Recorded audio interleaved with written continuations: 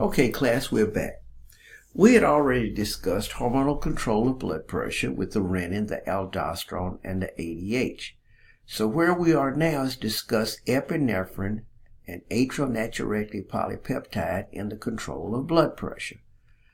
So let's go to that. Okay. We now are looking at epinephrine. Chromaffin cells in the adrenal medulla. Chromaffin cells in the adrenal medulla secrete epinephrine and norepinephrine. Epinephrine is a hormone. These hormones can cause blood glucose levels to rise, blood vessels to constrict. That's the blood pressure part right there. That's what we're interested there. Blood vessels to constrict and the heart to beat faster, cardiac output. Right?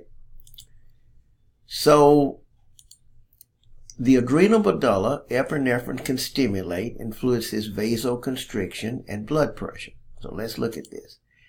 Here is the adrenal medulla. All right, the adrenal medulla.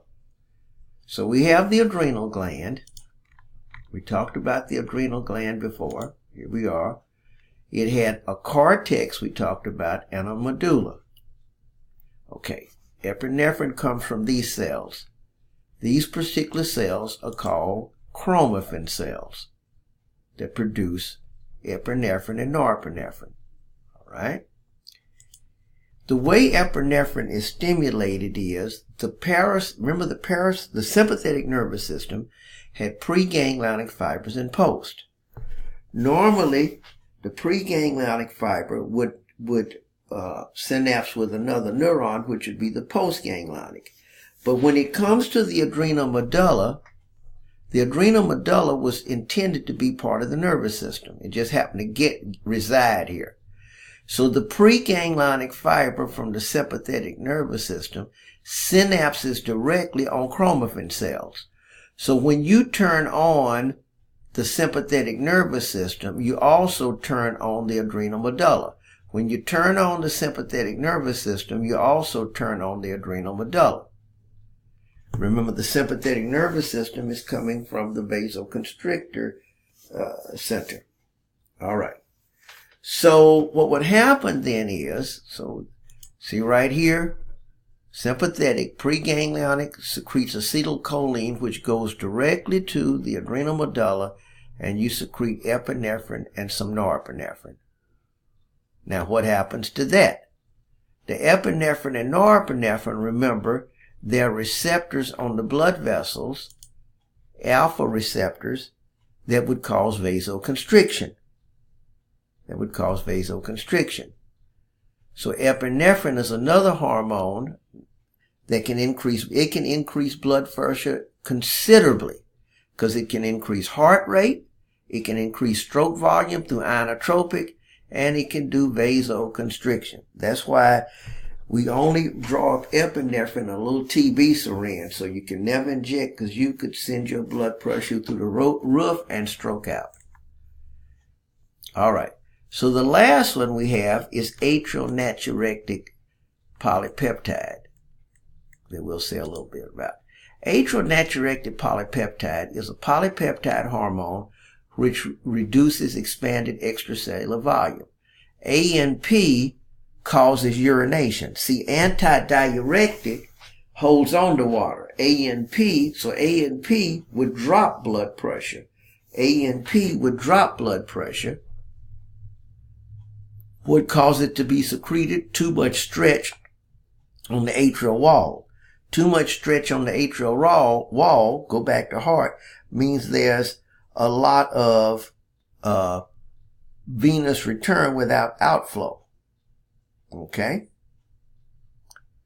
So what it does is get rid of that volume. So let's go to this right here now.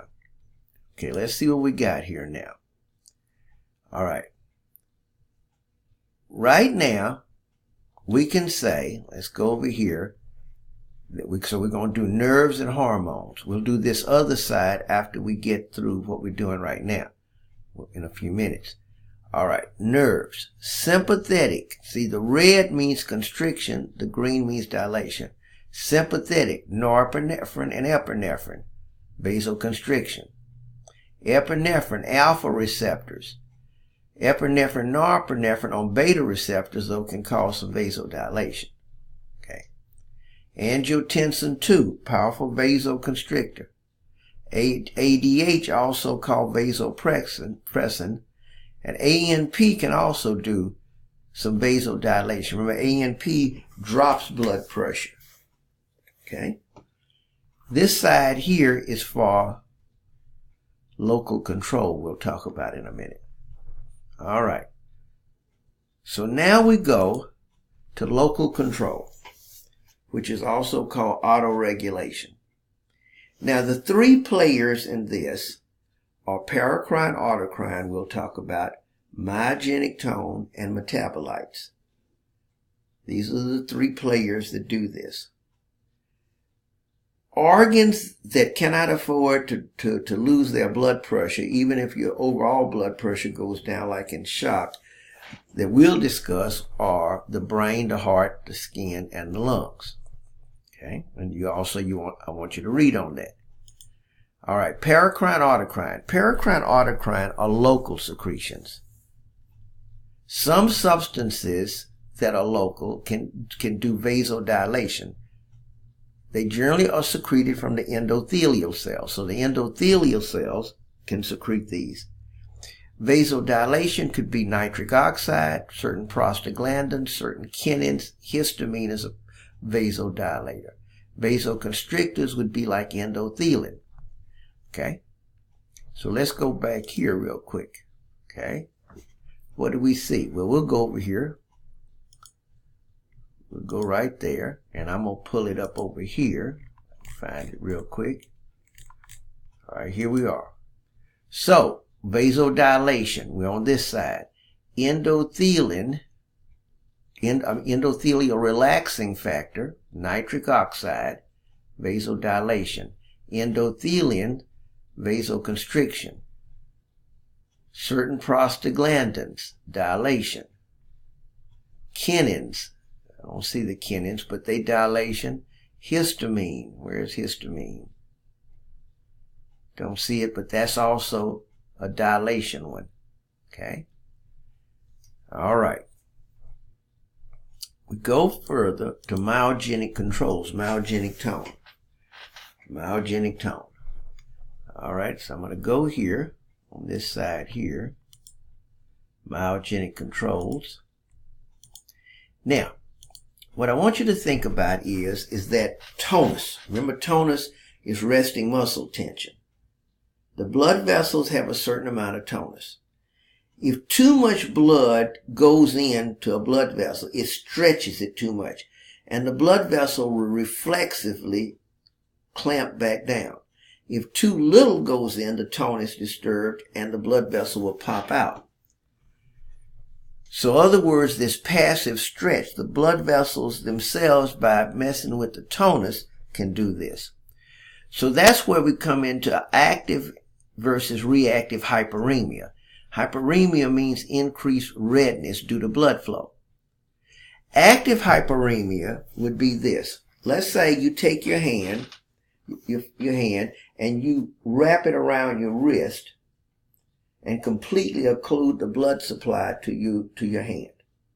Okay. Completely.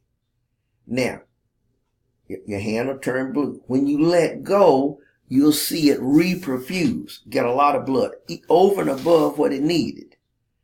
Because what it has to do is reperfuse after it lost that blood supply, the ischemia. That's reactive. Active hyperemia is if you just start opening and closing your hand, think what has to happen. You need to have an increased blood supply there. So that's what we call active and reactive hyperemia. Okay, we go a little bit further. I'm going to say metabolites. Okay. Now, let's think what happens if you close the blood supply off to an area. First of all, what you'll find when we do respiratory, there'll be an increase in carbon dioxide. CO2.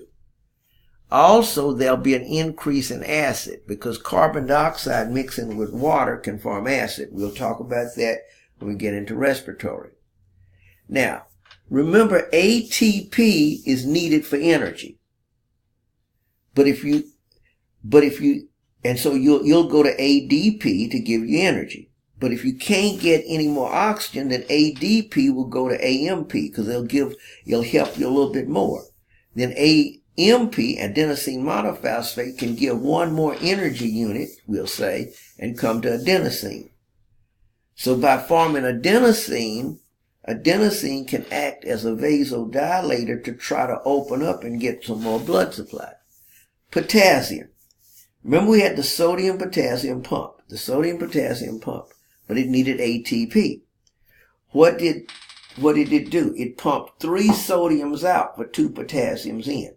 Now let's think about it. That means if it's not enough ATP, potassium will stay outside the cell. What's the problem? Not enough blood supply bringing oxygen, so you can't make enough ATP. So you need vasodilation. So let's go over here. Let's look at these metabolites. All right. So if the pH goes down, now look at that arrow. Down means more acidic, dilation. If the O2 level goes down, dilation. If the CO2 level goes up, see if you don't have enough oxygen, I'm going to put that there. Let's put O2. Okay, O2. Okay. So if you don't have enough of that, let's put O2 there. Get that just a 2. So if you don't have enough of that, then what will happen?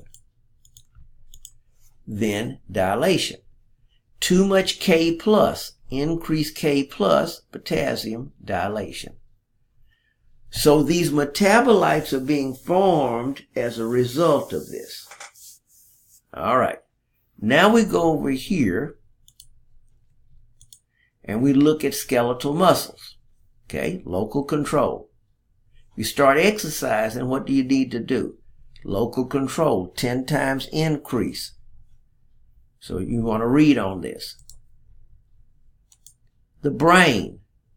The brain needs to have a blood pressure between 60 and 160. So it has local control to counter adjust. I want you can glance at that. The skin, we know, has a lot. When it's hot, it dilates. So the skin has to do quite a bit. It has its own local control mechanism. Temperature regulation. The lungs do too. We'll talk about the lungs more. Now here's the situation. I'm just going to compare and contrast the lungs to everything else. If the blood pressure goes down to the brain, blood vessels in the brain, local control, will vasodilate. So let's think about this. Overall blood pressure goes down in the body. The brain cannot afford to lose pressure. So whatever pressure you have, by the brain blood vessels dilating, it will capture some of that blood. Skeletal muscles, on the other hand, when you're exercising, they need to increase in your circulation. But we said the sympathetic nervous system works. So skeletal muscle cells have alpha and beta fibers. Now think about this. We said, let's go over here, that